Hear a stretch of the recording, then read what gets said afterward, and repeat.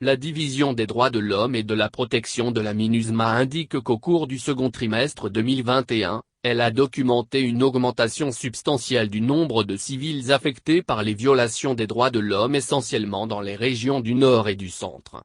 Ces violences, selon le rapport, ont fait au moins 527 civils tués, blessés ou enlevés/disparus, soit une augmentation globale de plus de 25% par rapport au premier trimestre précédent. Ce dernier avait enregistré 421 cas de violation des droits de l'homme. Le document de la MINUSMA relève un fort taux d'augmentation du nombre des personnes tuées.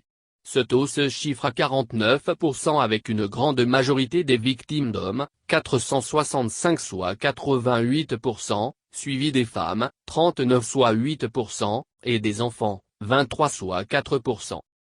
Dans les régions du centre et du nord, où les violences ont été pour la plupart perpétrées, le rapport pointe la responsabilité des groupes armés terroristes tels que Jamaat Nusra al-Islam ou al-Muslim, JNION, l'État islamique dans le Grand Sahara, EG, et d'autres groupes similaires. Au nombre de ceux-ci, il relève en particulier l'emprise territoriale du JNION qui s'est accentuée au centre du Mali, avec une extension notable de ses activités meurtrières en direction de Ségou et Sikasso, le long de la frontière avec le Burkina Faso. Aux côtés de ces groupes terroristes, le rapport de la MINUSMA indique que ces régions ont enregistré des violences locales impliquant notamment des milices et groupes d'autodéfense à base communautaire Peul, Dogon et Bambara. Ce qui, selon le rapport, a contribué davantage à déchirer le tissu social.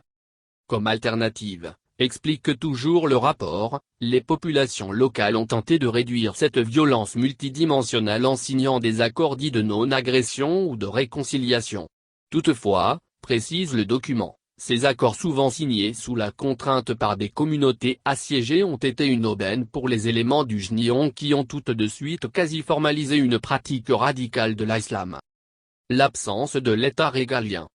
Le rapport de la MINUSMA impute l'emprise du JNION et l'augmentation de la violence à l'absence de l'État, sous sa forme régalienne.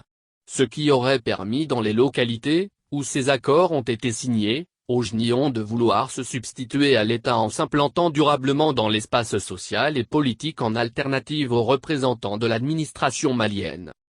En réponse à cette pratique, poursuit le rapport, des forces de défense et de sécurité maliennes, FDSM, et des forces internationales ont concentré leur action sur la protection de centres urbains stratégiques, tout en tentant de reprendre certaines zones dans le cadre d'opérations antiterroristes.